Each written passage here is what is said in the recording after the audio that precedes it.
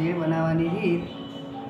બટાકા બાફેલા લીધા છે, પૂરી લીધી છે, કોથમીર લીધી છે અને બાફેલા વટાણા લીધા છે. પ્રથમ પહેલાં આપણે તેલ લઈશું, દહીં એડ કરીશું, પછી થોડું જીરું એડ કરીશું, પછી થોડું અજમું એડ કરીશું,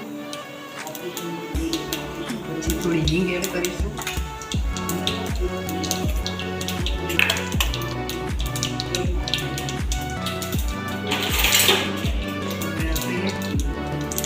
ટામેટા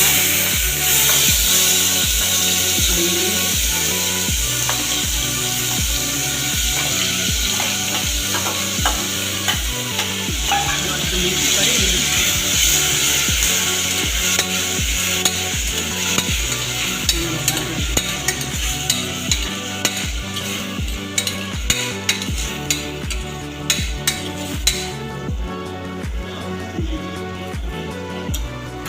થોડી હળદર નાખી.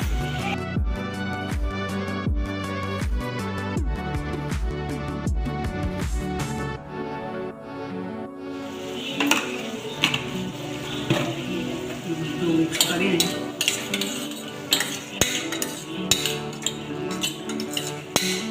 લેવાના પહેલા, પછી એને અંદર કાઠી બોલ. આ રીતે બધા ક્રશ કરી દેવાના બટાકા મિક્સ થઈ જાય, મિક્સ કરી દેવાના ભાગી, પછી અંદર એડ કરવાના. હવે આપણે અંદર બટાકા એડ કરી દઈશું, મિક્સ કરીને બટાકાનો માવો. જે આપણે બટાકાનો માવો બનાવે છે એ અંદર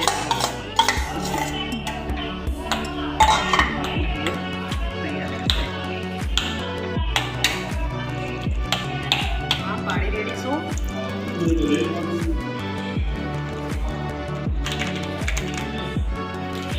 તમે જોઈ રહ્યા છો આપણી સ્વાદિષ્ટ ભેળ તૈયાર થઈ ગઈ છે.